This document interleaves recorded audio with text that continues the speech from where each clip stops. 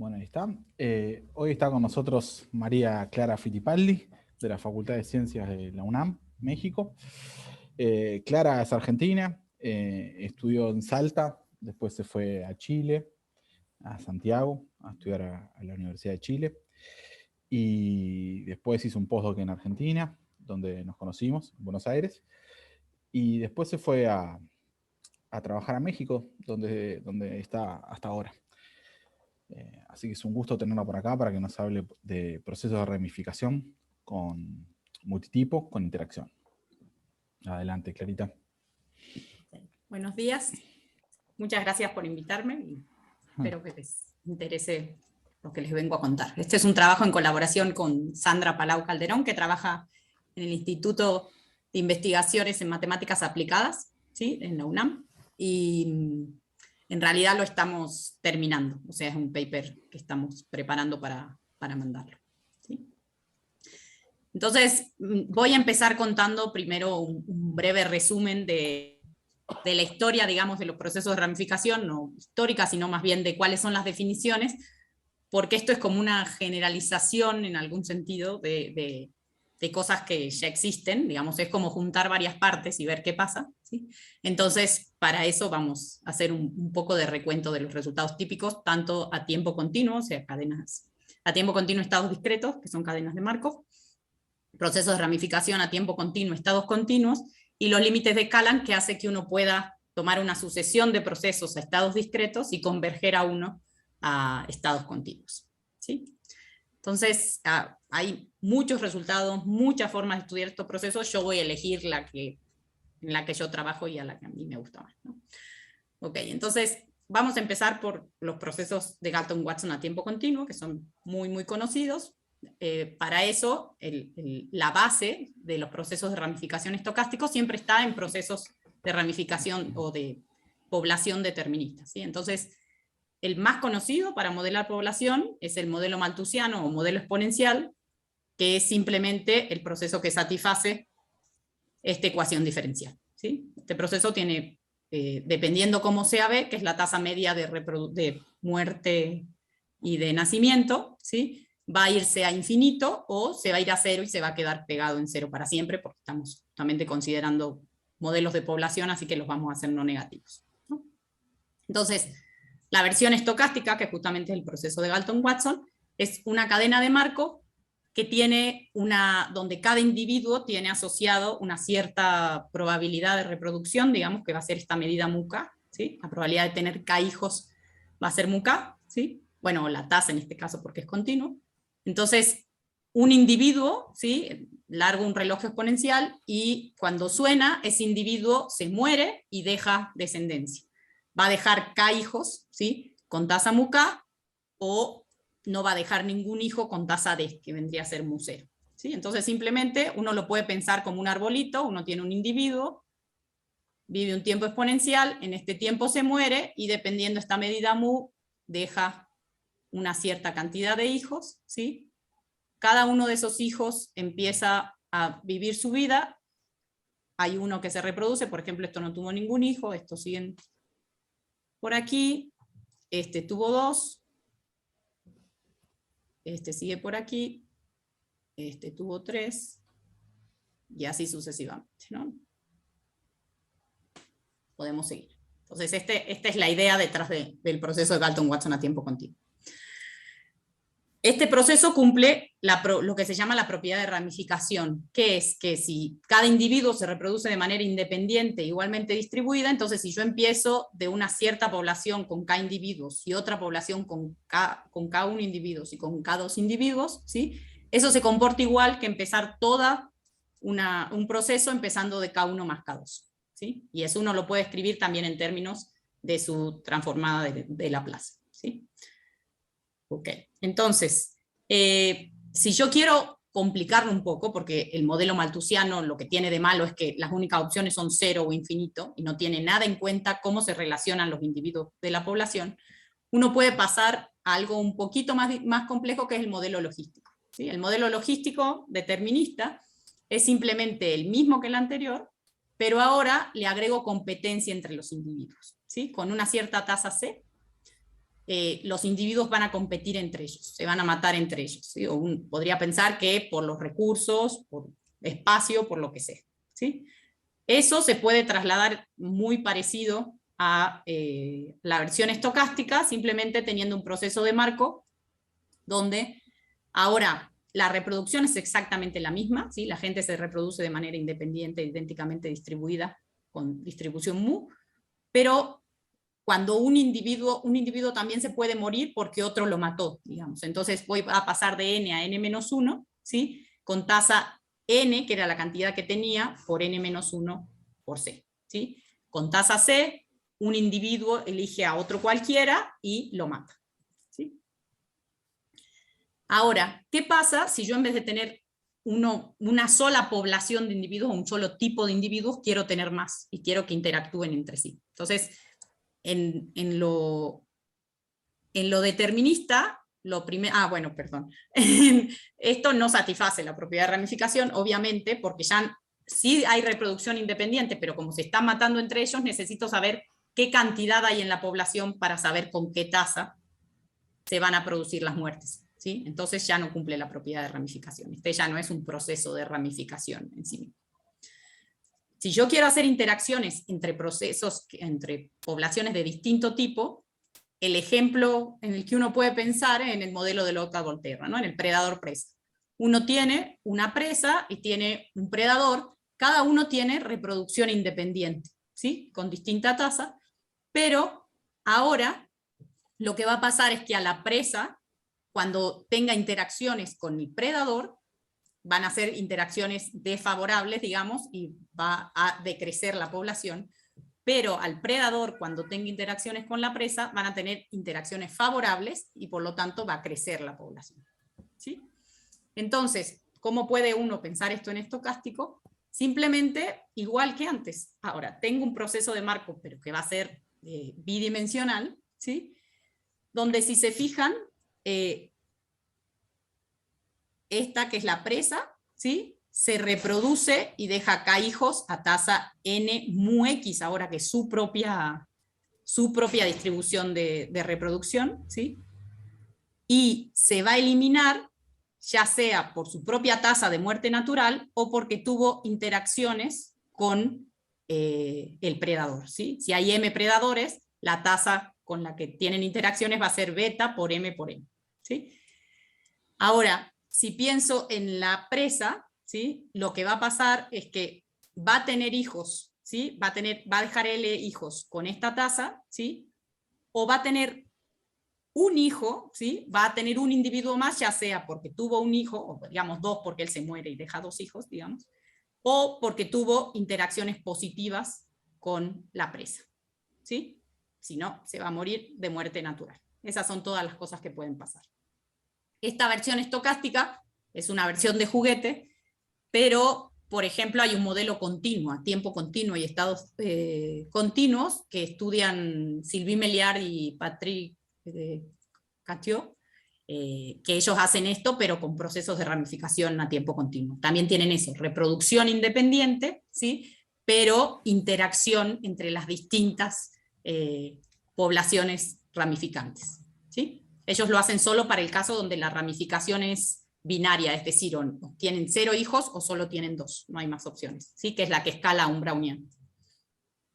Ok, entonces, nosotros queremos juntar estas dos cosas, queremos que las poblaciones interactúen, pero además pensando que dentro de la población también pueden tener su propia competencia, ¿sí? O su propio, o que puede favorecerlas, ¿sí? Entonces, ¿qué pensamos? Pensamos en un modelo con reproducción multitipo ahora, donde no solo la reproducción no depende de cada población, sino de todos, ¿sí? Eso ya existe y es justamente lo que se llama un proceso de Galton multitipo, sin interacción, ¿no? La reproducción que se relaciona es el proceso de Galton multitipo, ¿sí?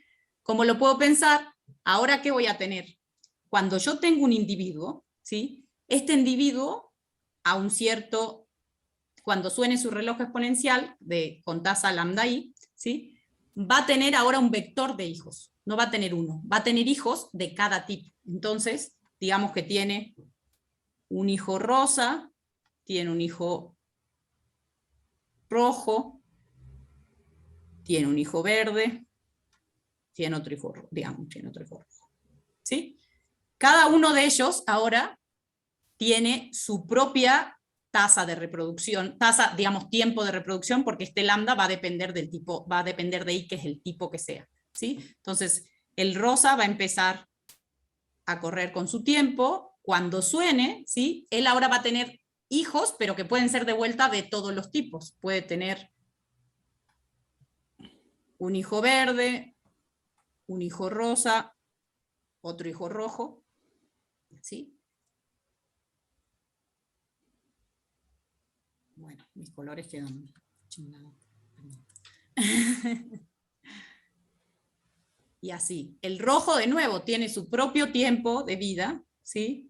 Y, por ejemplo, se reproduce y no deja ningún hijo de ningún tipo, ¿sí? Y así uno va, el verde, supongamos que vive hasta acá, y ahí deja 2 hijos verdes y un hijo rojo. ¿Sí? Estos van a seguir viviendo, este rojo va a seguir viviendo, este rojo también.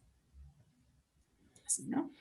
No, solo quiero dar una idea, prefería esto que poner el dibujito armado. Y así, digamos que este vive hasta acá. Entonces, ¿qué significa esta tasa? Significa que cuando yo tengo U individuos en mi población, pero U vector, así que tengo U1 del tipo 1, U2 del tipo 2, UD del tipo D, ¿sí? Cuando se muere un individuo del tipo I, ¿sí? Va a tener B hijos, pero B un vector. Va a tener B1 hijos del tipo 1, B2 hijos del tipo 2, B de hijos del tipo D. ¿Sí? ¿Y a qué tasa va a ser esa? A su propia reloj exponencial de reproducción, que es lambda I, ¿sí? Proporcional a su propia población, proporcional a cuántos individuos del tipo I tengo en ese momento en la población, y según su ahora distribución de probabilidad, que va a ser una distribución D-dimensional. ¿Sí? Justamente voy a asignarle probabilidad a vectores de tamaño D. ¿Sí? ¿Se entiende esto? Sí, sí. Esto, ok. Solo por la forma de escribir. Entonces, ¿qué pasa con este proceso? Este proceso también cumple la propiedad de ramificación, porque en realidad es la versión multidimensional del proceso de ramificación, pero ojo, si yo agarro procesos de ramificación independientes y los pinto de colores, eso no va a quedar un multitipo, ¿sí? Entonces, es la versión multidimensional, pero bien hecha, no agarrando una unidimensional y juntándolos todos, ¿sí? ¿Qué pasa? Si yo empiezo de una cierta población U, ¿sí? Yo lo que puedo hacer es ver a cada individuo por separado, ¿sí? Y voy a empezar entonces por empezar un proceso de una población mu, va a ser igual en ley, ¿sí? A empezar con la suma independiente de mu y procesos que empiezan del estado, U1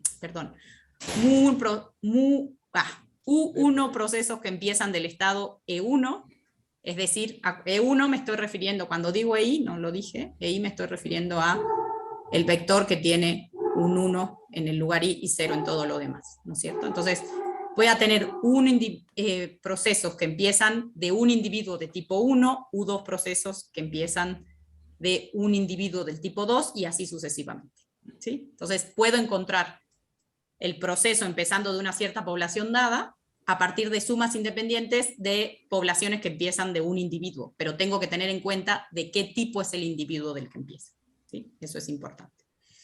Entonces, ¿qué fue lo que hicimos nosotros? Decir, bueno, juntemos todo esto y definimos estos procesos que se llaman los procesos de ramificación multitipo con interacción a tiempo continuo y estados distintos, ¿sí? Hay algunas cosas parecidas en la literatura, pero en general siempre eligen o hacer la ramificación multitipo, y entonces ahí está la interacción, o hacer la interacción por separado, ¿sí? Entonces este tiene todas las posibilidades juntas. ¿Y por qué es de interacción y no de competencia? Porque en realidad estas tasas CI, ¿sí? Pensando en el modelo Lotka-Volterra, podrían ser positivas o negativas, dependiendo cómo le favorece la interacción a cada población, ¿sí?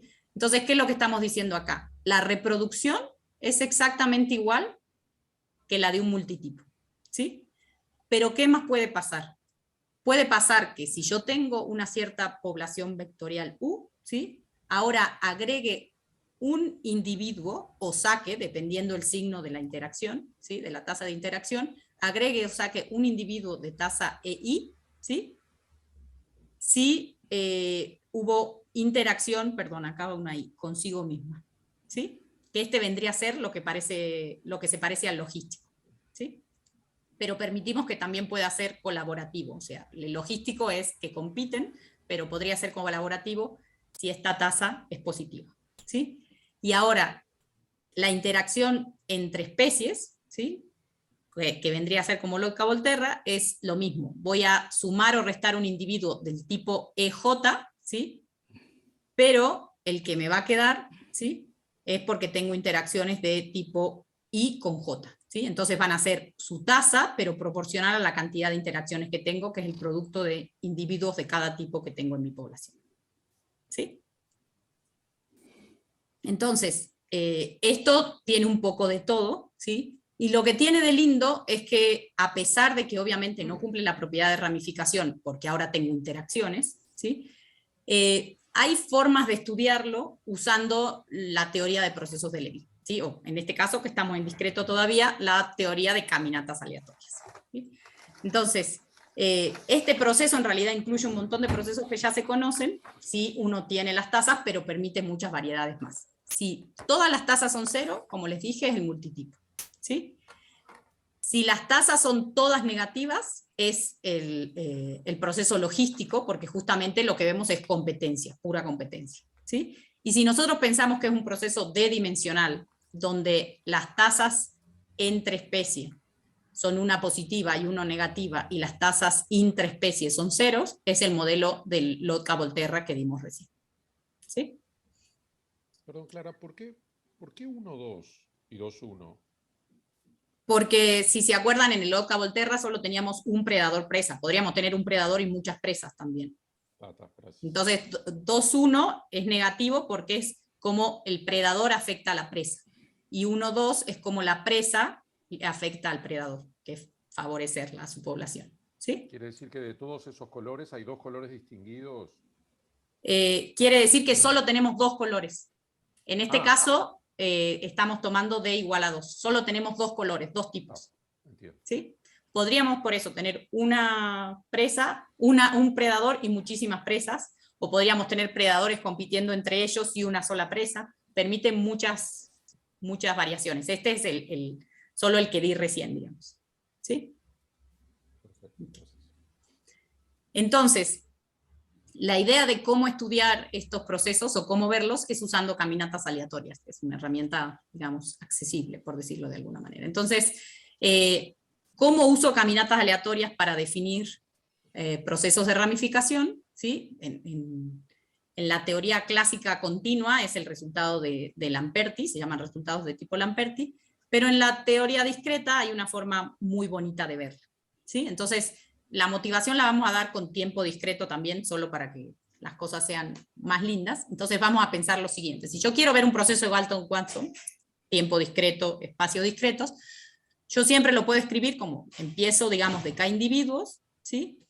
Esos K individuos, cada uno tiene hijos en el primer paso, ¿sí? Con una misma distribución de probabilidad mu, ¿sí? Entonces, en el paso, perdón, acá va 1 más 1, así. En el paso n+1, ¿sí? Lo que voy a ver son los hijos de los individuos que había en la generación anterior, en la IN, ¿sí? Donde cada una de estas es una variable aleatoria independiente igualmente distribuida con distribución mu, ¿sí?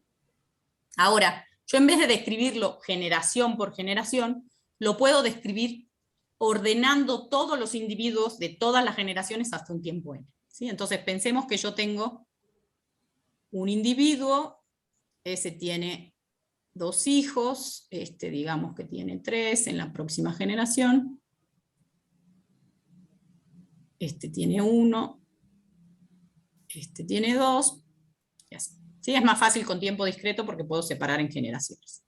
Entonces, ¿qué voy a hacer? Voy a describirlo usando lo que se llama una caminata en profundidad. ¿Qué es eso? Simplemente caminar sobre el árbol de izquierda a derecha y de abajo para arriba. Entonces, este es mi individuo número 1, este es mi individuo número 2, este 3, 4, 5, 6, 7, 8, 9.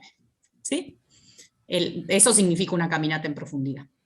Entonces, Cn va a denotar la cantidad de individuos que tengo hasta la generación n. Por ejemplo, digamos que esta es la generación que a mí me interesa, ¿sí? Incluida la generación n. ¿Cuántos individuos tengo? 1, 2, 3, 4, 5, 6, ¿no es cierto?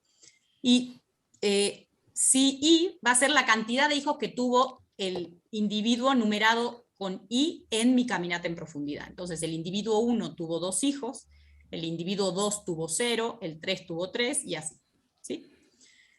Esta descripción me permite escribir la cantidad de individuos que voy a tener hasta la próxima generación, que es esta que está aquí, ¿sí?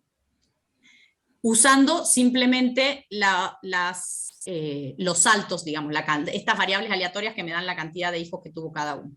Entonces, justamente la cantidad de hijos que tuve hasta la generación n+1 son la suma de los que tuve por generación, ¿no es cierto? Pero otra forma de escribirlo es usando los hijos que tuvieron. Entonces, voy a empezar del primero, porque no es hijo de nadie, así que los que estaban los tengo que poner, ¿sí? Pero después voy a poner los hijos del primer individuo, los hijos del segundo individuo, los hijos hasta el último individuo en la generación anterior, ¿sí? ¿Qué estoy diciendo? ¿Qué estoy sumando acá? Estoy sumando un 1 por este individuo que está acá. Después estoy poniendo sus hijos, que son 2 y 3, ¿sí? Después estoy poniendo los hijos de 2, no hay ninguno, así que le sumo un 0. Los hijos de 3, que son 3, ¿sí? Y los hijos de 4, 2, este no tiene y este tiene. Y si se fijan, cuando yo sume me da la cantidad exacta. Entonces es una forma de describir la suma de mi proceso hasta el tiempo n+1, ¿sí? Como un dato inicial más variables aleatorias independientes igualmente distribuidas, pero evaluadas en una variable aleatoria también. Ese es el detalle. ¿Ven? Lo que tengo es que Cn+1 es igual a C0 más la suma de estas variables, pero ¿cuántas sumo? Sumo Cn. ¿Sí? Entonces, ¿para qué me sirve esa formulita? Me sirve para lo siguiente. Si yo defino esta variable, xk, como la suma de k variables aleatorias independientes e igualmente distribuidas menos k, ¿sí?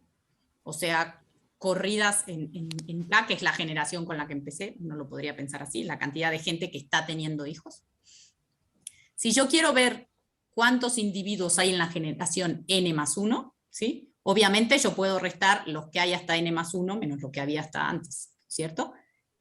Ya sacamos que esta Cn+1 era el dato inicial más las variables aleatorias de la cantidad de hijos que tenían hasta Cn, le resto este Cn, y si se fijan, lo que me quedó acá es justamente xCn. ¿Sí? Entonces, puedo describir la cantidad de individuos o mi proceso de Galton-Watson al tiempo n+1 usando C0 más xCn. Y uno dice, pero ese x, no sé, me lo acabo de inventar al x. Sí, pero el beneficio del x es que si ustedes se fijan, acá estoy restando k, entonces sería lo mismo que restarle -1, -1, -1 a todos estos. Es exactamente lo mismo. ¿Sí? ¿Y qué significa eso? Que xk va a ser una caminata aleatoria, porque va a ser una suma de saltitos, ¿sí? Y si cada uno de estos tenía distribución mu, ¿sí? Yo puedo describir este -1 simplemente como variables aleatorias con distribución mu tilda, donde mu tilda es la misma, pero sumándole un individuo más, ¿sí? Porque yo quiero que esto tenga la misma, sin restarle 1, tenga la cantidad que tenía, ¿sí? Entonces, todo esto sirve para dar esta formulita que hay acá, que es que IN+1, YN+1, es igual a Y0 más una caminata aleatoria, ¿sí? Evaluada en este cambio de tiempo, ¿sí? Y esto es justamente lo que uno puede hacer para describir. Simplemente YN, el proceso de Galton-Watson, va a ser el proceso de Markov que satisfaga esta ecuación, ¿sí? Como acá todo es discreto, hay un único proceso, todos somos felices, no hay problema, ¿sí? Y su distribución de salto es simplemente agarrar la distribución que queríamos que tenga y correrla un pasito, ¿sí? ¿Qué pasa ahora en tiempo continuo? Uno tiene exactamente la misma idea, solamente que ahora mis caminatas aleatorias no van a ser a tiempo discreto, sino van a ser a tiempo continuo, ¿sí? Entonces, el proceso que describimos primero, el proceso de Galton-Watson a tiempo continuo, simplemente lo puedo ver como la solución a esta ecuación, ¿sí? Donde X es una caminata aleatoria a tiempo continuo, y el multitipo también tiene una versión muy parecida, ¿sí? Solamente que lo que tengo que hacer ahora es tener en cuenta que estoy en D dimensiones, ¿sí? Entonces, ¿qué va a pasar? A la cantidad de individuos del tipo J que tengo al tiempo T, la voy a describir como la población y los individuos que tenía al tiempo 0 de tipo J, ¿sí? Más los hijos, todos los hijos que tuvieron los individuos del tipo I, ¿sí? Que eran del tipo J, los individuos del tipo I, contar los hijos de tipo J que tuvieron, y eso verlo en esta cantidad de tiempo, ¿sí? Entonces, básicamente lo que uno va a tener ahora es que X y J, ¿sí? Va a tener, voy a tener X, si quieren, así, X y 1, X y 2, X y D, es una caminata aleatoria D-dimensional, ¿sí? Donde lo que hago significa que un individuo de tipo I tuvo esta cantidad, pegó un salto que en la dimensión 1 era de este tamaño, en la dimensión 2 es de este tamaño y en la dimensión D es de este tamaño. En mi proceso de ramificación es equivalente a pensar que en el momento en que decidió ramificarse, ¿sí? Lo hizo teniendo esta cantidad de hijos, ¿sí? Eso es lo que significa. Cambiado en un poquito su tasa, ¿sí? Justamente ahora la tasa va a ser muy tilda, donde va a estar corrido también una unidad, pero una unidad solo en la dirección que quiero, porque es una unidad solo en el tipo que quiero, ¿sí? Ok, entonces, de acá podemos deducir, casi directamente, digamos, que nosotros queremos un cambio así para nuestro proceso, ¿no es cierto? Para nuestro proceso con interacción. Entonces, ¿qué vamos a hacer? Ya vimos que nuestro proceso con interacción tiene las ramificaciones de un multitipo, pero tengo que tener en cuenta que hay individuos que mueren o nacen, ¿sí? Pero solamente uno, digamos, cada vez, por las interacciones. Entonces, ¿qué hago? A mi proceso de ramificación multitipo, ¿sí? Le voy a agregar ahora procesos de Poisson que van a corresponder a las interacciones entre tipos, ¿sí? Pero la tasa, los procesos de Poisson van a ser de tasa 1, ¿sí? Pero les voy a cambiar la tasa justamente viéndolos en este tiempo, que es justamente la tasa de las interacciones hasta el tiempo t, ¿sí? Entonces, mi proceso de ramificación multitipo con interacción lo puedo ver como la solución de esta ecuación, ¿sí? Que está dirigida, digamos, por unas caminatas aleatorias multidimensionales, por D caminatas aleatorias D-dimensionales, ¿sí? Y D por D, procesos de Poisson de tasa 1, ¿sí? Entonces es una descripción que me hace muy fácil su construcción, y además me ayuda a mirar qué pasa con la relación entre los continuos y los discretos, ¿sí? ¿Por qué? Porque hay toda una teoría de límites de escala de caminatas aleatorias a procesos de Levy, y entonces nosotros queremos hacer entrar nuestro proceso utilizando esa teoría de límites de escala, ¿no? Entonces, ¿qué es lo que vamos a hacer?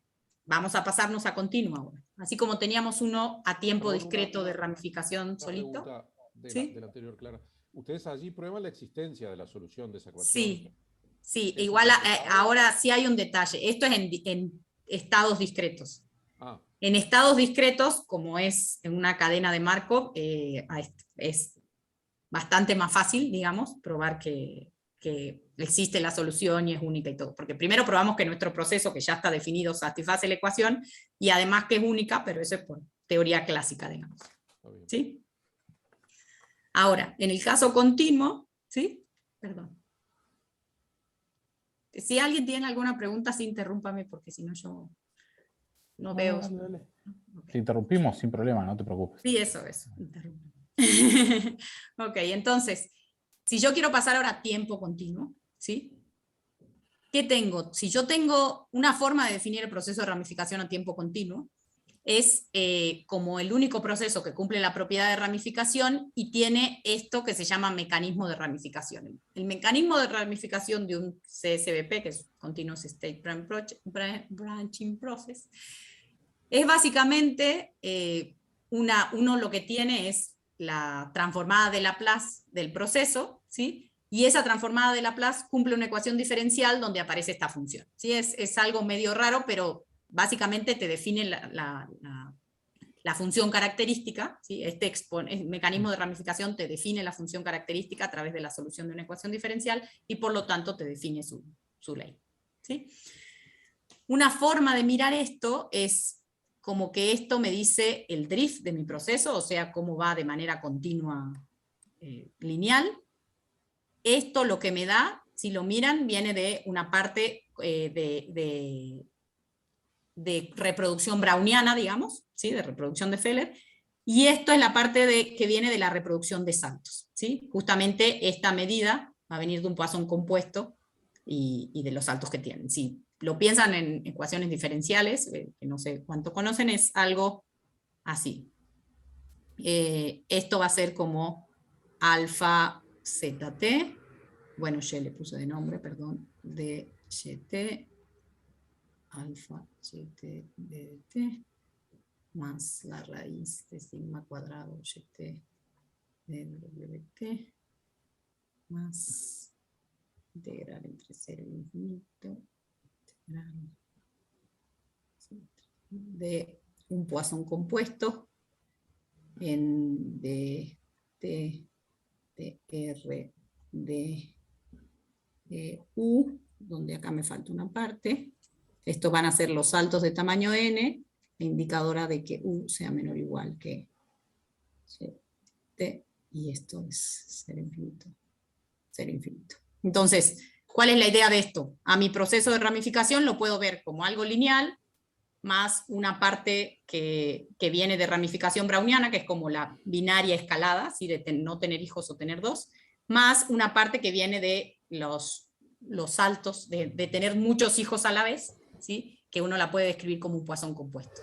Y estas partes son justamente los exponentes característicos del browniano, ¿sí? Y el exponente característico de este Poisson compuesto, ¿sí? Entonces, ¿qué pasa con esto? Justamente como acá me aparece un browniano y acá me aparece un Poisson compuesto, eso lo puedo relacionar con un Lévy, ¿sí? Este mecanismo de ramificación del proceso de ramificación continuo corresponde a el exponente de Laplace o el exponente característico de un proceso de Lévy, ¿sí? Y justamente lo que probó Lamperti es que yo puedo escribir entonces a ese proceso simplemente como el proceso de Lévy cambiado de tiempo, ¿sí? Es la misma representación que teníamos antes en los de estados discretos, solamente que en la versión continua, ¿sí? Antes teníamos caminatas aleatorias, ahora tenemos un Lévy que es como el límite, digamos, de escala de caminatas aleatorias. ¿Qué pasa con el multitipo? Exactamente lo mismo, pero más complicado porque tengo más ingredientes. Justo lo que les decía de que... Clara, ¿sí? eso anterior es lo que se llama la transformada de Lamperti. Eso es la transformada de Lamperti, sí, exactamente. La versión clásica es escribirla así y escribir el cambio de tiempo, la inversa, pero uno la puede escribir también así, como el Lévy integrado en el proceso de ramificación. Pero ahí no solo te das el proceso, más bien tenés el Y y existe un proceso de Lévy. ¿Cómo es eso? Hay dos cosas. Si yo me doy el exponente característico, si yo me doy este, ¿sí? Puedo construir el proceso de ramificación, ¿sí? Simplemente haciendo como la única solución de esta ecuación, ¿sí? Teniendo un Lévy con este exponente de Laplace. De saltos positivos. ¿Sí? La relación es muy buena ahí porque hay unicidad en todo. Entonces puedo elegir cualquiera de las dos maneras para empezar. Si me das el Lévy, te doy el proceso de ramificación. Si me das el proceso de ramificación, te puedo construir el Lévy de donde viene. Perfecto, gracias. ¿Sí? En el multitipo, la relación esta de qué significa el mecanismo de ramificación también existe, solo que es un poco más complicada. Uno define el proceso D-dimensional como el proceso cuya ahora transformada de Laplace, pero acá multidimensional, digamos, está dada de esta manera, ¿sí? Donde esta B satisface esta ecuación diferencial, ¿sí? Donde acá aparecen este psi y este phi, ¿sí? ¿Que a qué corresponden? Phi corresponde a la reproducción dentro del mismo tipo, ¿sí? Si se fijan es exactamente igual a los que pusimos recién. Tengo una parte lineal, una parte que viene del browniano, digamos, y una parte de salto, que es, de alguna manera, es de cómo el tipo I tiene hijos del tipo I, ¿sí? Y este de aquí corresponde a la ramificación de un tipo hacia otro, ¿sí? El tipo I va a tener hijos de cualquier tipo, F es un vector ahora, ¿sí? Con esta manera. Y si se fijan, no tengo parte browniana, ¿sí? Esto corresponde simplemente a que solo voy a tener hijos de otro tipo por salto, ¿sí? No voy a tener reproducción lineal, digamos, entre especies, ¿sí? De vuelta, ¿qué pueden pensar? Pueden pensar que este, ¿sí? Corresponde a un XII proceso de Levy usual, ¿sí? Con parte browniana y parte Poisson compuesto, y esto corresponde a XI1, XI menos I menos 1, XI más 1, hasta XID. ¿Sí? Estos justamente los uso de manera indirecta, digamos, para la transformada de Laplace del proceso de ramificación multitipo, pero en realidad son la transformada de Laplace, o el exponente característico, de procesos de Levy en sí mismos, ¿sí? Solo que ahora multidimensionales. Entonces, con esta misma idea que uno tiene de la transformada de Lamperti en una dimensión, uno puede probar el mismo resultado, pero multidimensional, solo que claro, ahora es mucho más complicado porque estas ecuaciones, ¿sí? En su versión general, lo de la unicidad se hace todo medio raro, ¿sí? Entonces, como que hay un montón de resultados de la relación que hay entre los dos, pero la prueba general con unicidad trayectorial es relativamente nueva, vamos a decir. María Emilia. María Emilia, sí, José Luis Pérez Garmendia y Jerónimo Uribe Bravo. Sí. Entonces, básicamente que ahora yo tengo D procesos de Levy independientes, cada uno D-dimensional, ¿sí?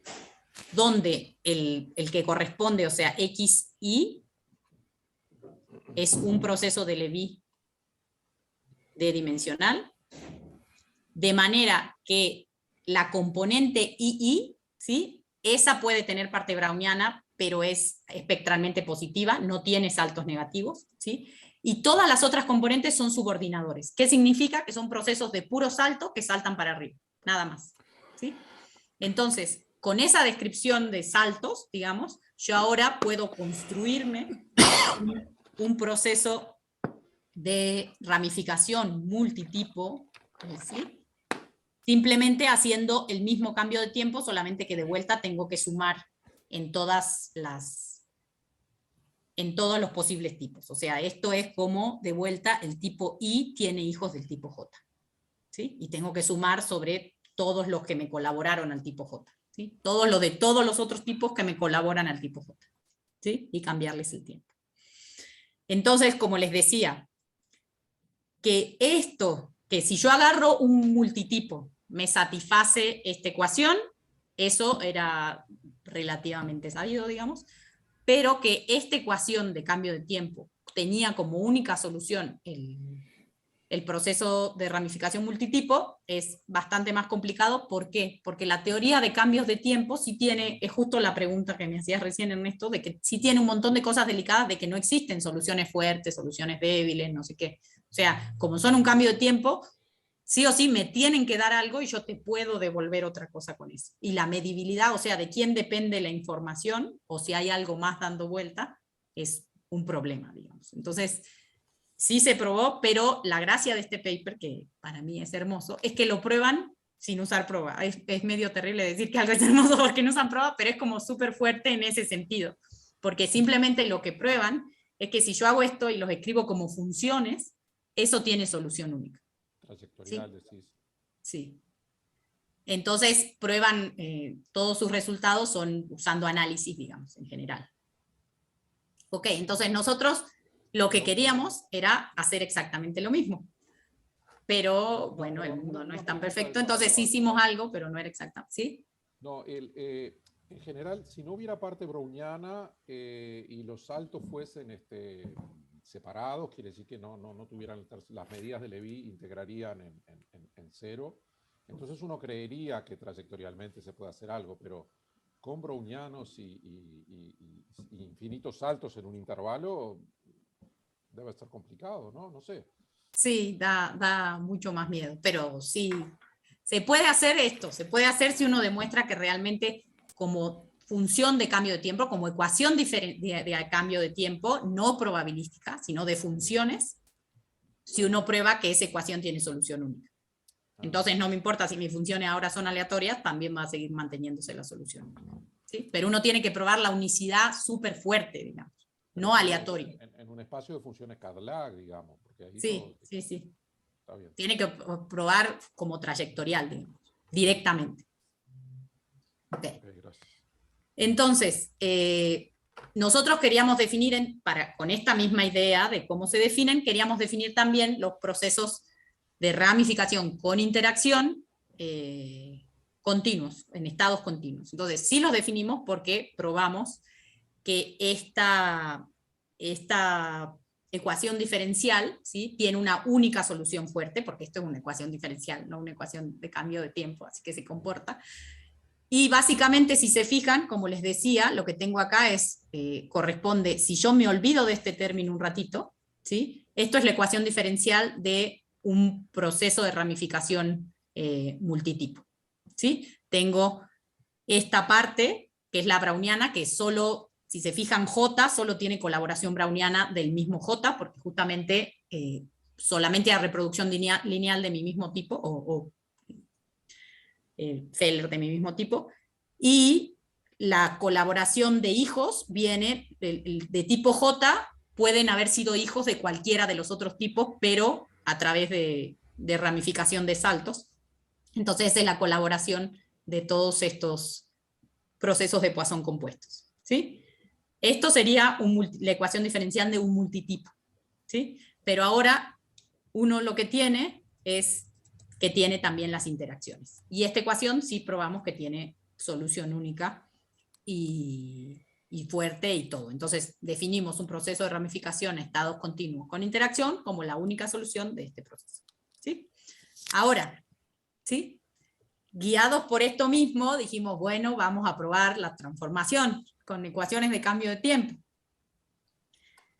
Definimos la ecuación, ¿sí? Si yo tengo Levys, ¿sí?, que tienen de transformadas de Laplace la parte browniana y lo que corresponde de estos Poissones compuestos, podemos tener un Levy y entonces podemos armar esta ecuación de cambio de tiempo para nuestros procesos. ¿Sí? ¿Qué probamos?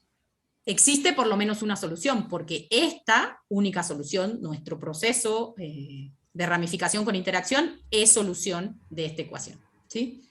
Lo que no pudimos probar es que esto tiene única solución trayectorial, porque si se fijan es una ecuación de cambio de tiempo, una ecuación diferencial no lineal. ¿Sí?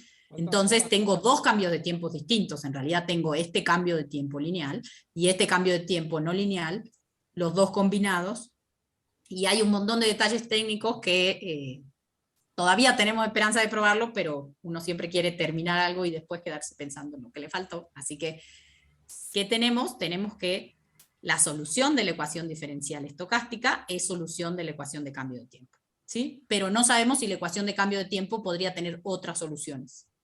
¿Sí? Porque podría ser que justamente el tener dos cambios de tiempo distintos haga que las cosas no sean medibles. O sea, si yo solo me doy el Levy y doy una solución de esto, para un Levi dado, puede ser que exista otra aleatoriedad, existe una solución, pero puede ser que no sea solo medible con respecto al Levi.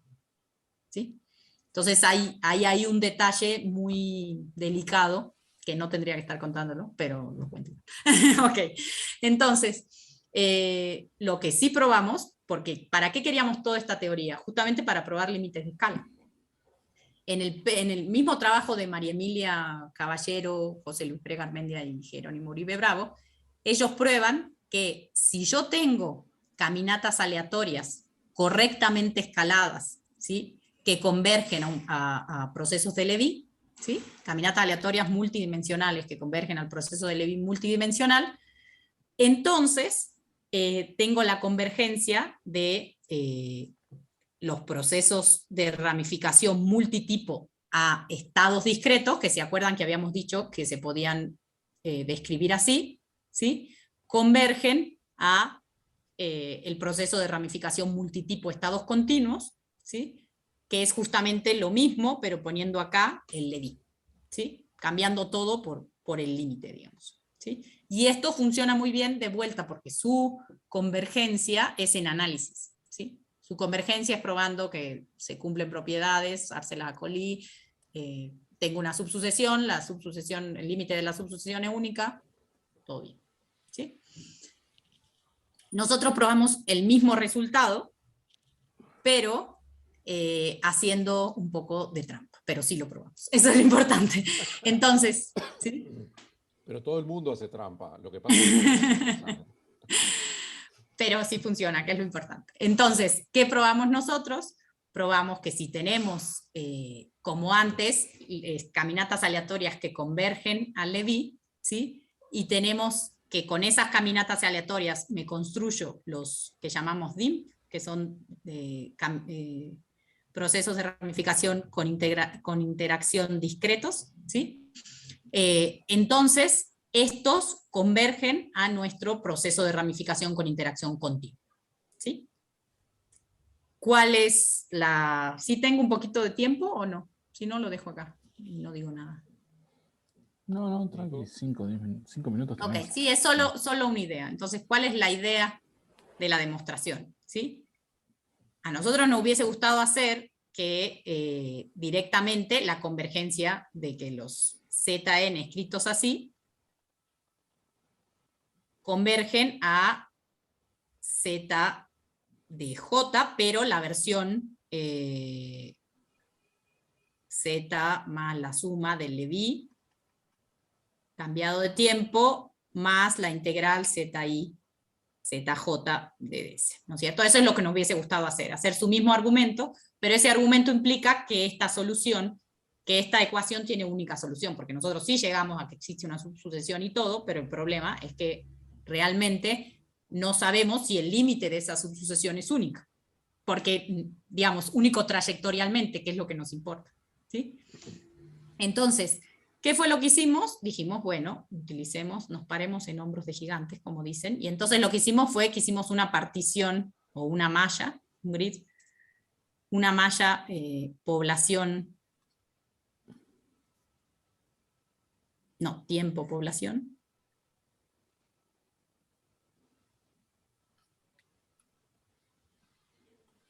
epsilon delta. Entonces, ¿qué fue lo que hicimos? Definimos nuestros mismos procesos, digamos el Z, pero ahora el Z epsilon delta, ¿sí?, como un proceso que en el intervalo, digamos, n epsilon, n más 1 epsilon, ¿sí?, es x, bueno, del punto inicial, ¿no?, ZJ, ¿de dónde empiezo? Perdón.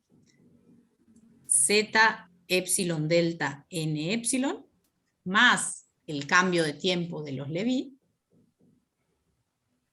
¿sí?, más, bueno, esto, más que en vez de ponerle la doble integral, el factor no lineal, lo que hicimos fue linealizarlo. Lo que le pusimos fue x, n, epsilon, j, esto es todo para un j, ¿no?, sobre delta por delta por z, s, i, d, ds. Esto sumado sobre todo. ¿Sí? Entonces, ¿cuál es la gracia de esto? La gracia de esto es que esto no es nada más que un factor lineal ahora. En este intervalo, este pedacito es constante. Entonces, esto, para todo J, ahora es pedacito por pedacito en mi malla. Si yo miro en cada cuadradito de mi malla, lo que tengo es un proceso de ramificación multitipo. ¿Sí? Un proceso de ramificación multitipo cuyo drift va cambiando conforme al valor de mi proceso en el punto inicial del cuadradito, digamos. ¿Sí? ¿Para qué me sirve eso? Esa misma discretización la puedo hacer en los discretos, ¿sí? Y entonces, ¿qué fue lo que probamos? Lo que probamos fue lo siguiente. Probamos que Zn epsilon, escrito así, pero solamente cambiando acá con la discretización, n delta, converge a Z epsilon delta, ¿sí? Y la gracia es que aquí, en mi discretización, como pedacito por pedacito son procesos de ramificación multitipo, sí se cumple que la ecuación de cambio de tiempo tiene única solución. Entonces realmente, ¿sí?, lo puedo describir, digamos, que vendría a ser, todo esto sería con ecuaciones de cambio de tiempo. Acá sí es exactamente igual que el Z epsilon delta, que es la solución de la ecuación diferencial estocástica discretizada, ¿sí? Para cada epsilon delta fijo, yo sí tengo esta igualdad. Así que acá funciona bien, ¿sí? Por otro lado, nosotros probamos que para la versión de ecuación diferencial estocástica, Z epsilon delta converge a Z, a nuestro simp realmente, digamos, ¿sí? Y además tenemos que, para cerrar, digamos, tenemos que Zn epsilon delta menos Zn, ¿sí?, el de verdad, el con el que yo empecé, siempre lo puedo ver como el límite de esto cuando n tiende a infinito, lo puedo ver como un cierto delta que solo depende de epsilon y delta, ¿sí? Como estos al final están conducidos por caminatas aleatorias y brownianos que convergen, ¿sí?, porque de ahí empecé, que mi Levi converge, ¿sí?, quiere decir que siempre puedo acotar las diferencias entre estos dos por términos que solo van a depender del epsilon delta, no van a depender de lo que los conduce, que es exactamente lo mismo, ¿sí? Entonces, ¿qué puedo hacer? Yo lo que quiero probar ahora es que Zn de la epsilon del, no, mentira, Zn, ¿sí?, pero expresado como mi ecuación de cambio de tiempo discreta, ¿sí?, converge a Z, ¿sí?, mi proceso de verdad, el pero de la ecuación diferencial estocástica, ¿sí? ¿Qué voy a hacer? Voy a pasar por todos los pedacitos. Xn menos Zn epsilon delta, Zn epsilon delta menos Z epsilon delta, más el pedacito que me falta. Perdón, esto es muy pesado, yo sé. Pero... ok, entonces si hago el límite en n, este pedacito converge, y acá está la clave, porque acá es donde puedo hacer la equivalencia a ecuación diferencial estocástica, ecuación de cambio de tiempo. Este pedacito me queda una cosa, diferencia que solo depende de epsilon y delta, ¿sí? Y este pedacito que no le importa a n. Y ahora, si hago el límite en epsilon delta, este pedacito converge, y este pedacito, me había olvidado de decirles, también se va a hacer. Entonces tengo la convergencia, ¿sí? La gracia es que pasar por una malla me permite usar las herramientas que ya conozco de procesos de ramificación multidimensionales para poder utilizar la fuerza que tiene la representación en ecuaciones de cambio de tiempo de los procesos de ramificación. Y con esto terminé. Muchas gracias por escucharme. Bueno, muchas gracias a vos, Clarita.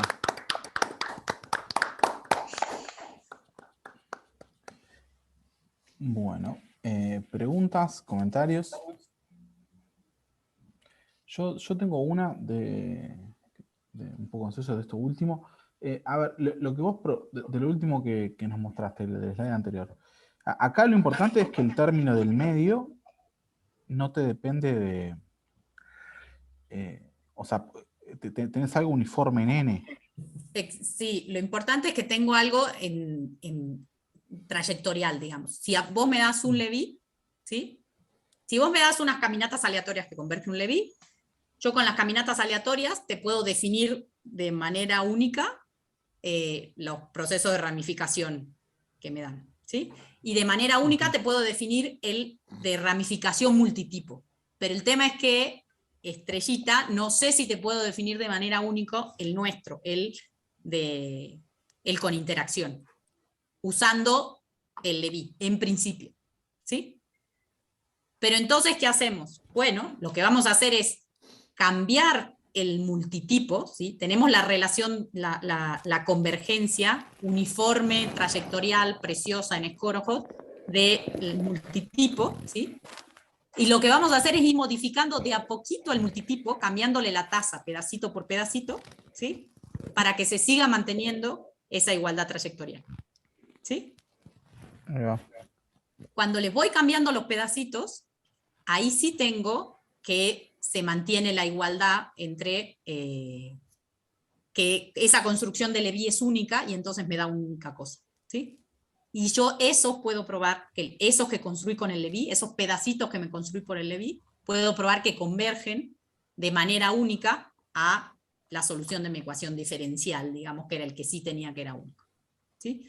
Entonces, no tengo en sí misma la prueba de que la ecuación de cambio de tiempo tiene solución única, pero sí tengo que hay una única subsucesión que converge a una única cosa que tiene que ser esa, que es solución y que tiene que ser esa, ¿sí? Básicamente las que yo construí son las que me interesan, me dan la solución que yo quiero, que es la del proceso de ramificación con interacción. No sé si se entiende. Pero ¿no estarían probando la unicidad o sería casi lo que están haciendo? Es que justo ese es el problema. El tema de la unicidad es súper... me quemé los sesos pensándolo, nos quemamos los sesos pensándolo porque... Están muy cerca de algo que es súper sutil. Nosotros probamos que lo que estamos construyendo con esta malla, ¿sí? Es lo que queremos. Quizá hay otra cosa dando vueltas por ahí que tiene un agregado de aleatoriedad sacado de algo. O sea, son esas cosas que cuando prueba se vuelve medio volada que yo creo que uno nunca, por lo menos yo siento que siempre tengo que terminar de entender, porque se me presentan problemas, más cuando no existen, porque cuando uno tiene una teoría firme, está bien, pero las ecuaciones de cambio de tiempo no tienen una teoría. O sea, no hay una teoría de ecuaciones de cambio de tiempo que te diga soluciones fuertes, soluciones débiles, si tenés, ciertos teoremas que se cumplen, entonces no. O sea, cada cosa que probaron de ecuaciones de cambio de tiempo la probaron casi específica para su caso. Entonces es como un poco, o tenés resultados re fuertes, como el de María Emilia, Jerónimo y José Luis, o tenés resultados que tienen unas cosas teóricas que uno no puede, ¿cómo se dice? Como generalizar fácil, digamos. Me gustaría decir que sí lo probamos, pero en realidad no te lo puedo decir porque no estoy segura. No, pero uno tiene la sensación de que ustedes, yo no entendí los detalles, pero ustedes, para demostrar la convergencia, ponen una ecuación, esa epsilon delta, que sí es única y que está muy cerca del límite. Sí. Pero aún podrían haber más límites, no sé. Eso. Nosotros sabemos que esta sucesión, ¿sí? Sí tiene el límite que quiero. Y la construí con un Leví y de ese Leví fue a lo que llegué. Pero no sé si yo empezara de cualquier otro lado, podría llegar a otra cosa de la ecuación de cambio de tiempo continuo. Sí. Ese es el detalle. Como si hay otra información aleatoria extra que uno no ve, digamos. No sé ni siquiera cómo explicarlo, es algo muy... Bueno, que a mí me parece muy, muy delicado, digamos. Quizás es que sí, uno nunca termina de saber todo, por suerte, pero bueno, eso. Más preguntas. Quería saludar a Julio, que no sé quién es, pero bueno, quería saludarlo.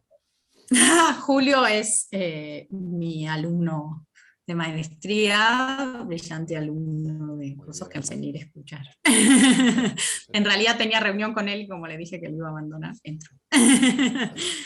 Está muy bien. No, pues yo Bueno. tengo preguntas, pero ya monopolicé, pero quiero hacerlas, pero quiero escuchar más preguntas, por eso. No sé, Chichi, Gabriel, Seba, vio cosas parecidas. Mis preguntas son dos. Primero, ¿simular estos procesos es difícil? No sé. Los discretos no. No, Lo he hecho, pero esta aproximación que tú haces es una especie de Euler, digamos, en un solo factor. Para cada epsilon delta fijo, sí. No estaría simulando algo exacto, pero estaríamos simulando una cosa que converge. Sí. El tema es como justo el paso del epsilon delta tendiendo a 0. Cuando uno lo hace teóricamente, te quedan términos muy limpios. Uno hace Gromwall y te quedan términos muy limpios de convergencia.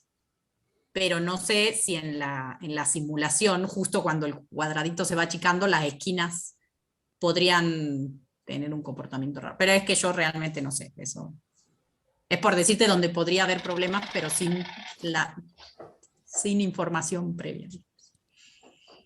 No, y la otra es una pregunta de COVID que tiene que ver con, no sé en COVID pasa una cosa muy rara. Cuando aparece una variante nueva, me escucho con eco, no sé por qué. Bueno, cuando aparece una variante nueva, en un tiempo de como, déjame pensar, unas 12 vidas medias de los individuos, la variante esa sustituye a la anterior. Totalmente. Es decir, es como que tenés dos tipos y uno termina ganándole totalmente al otro. Y yo no conozco modelos que muestren eso.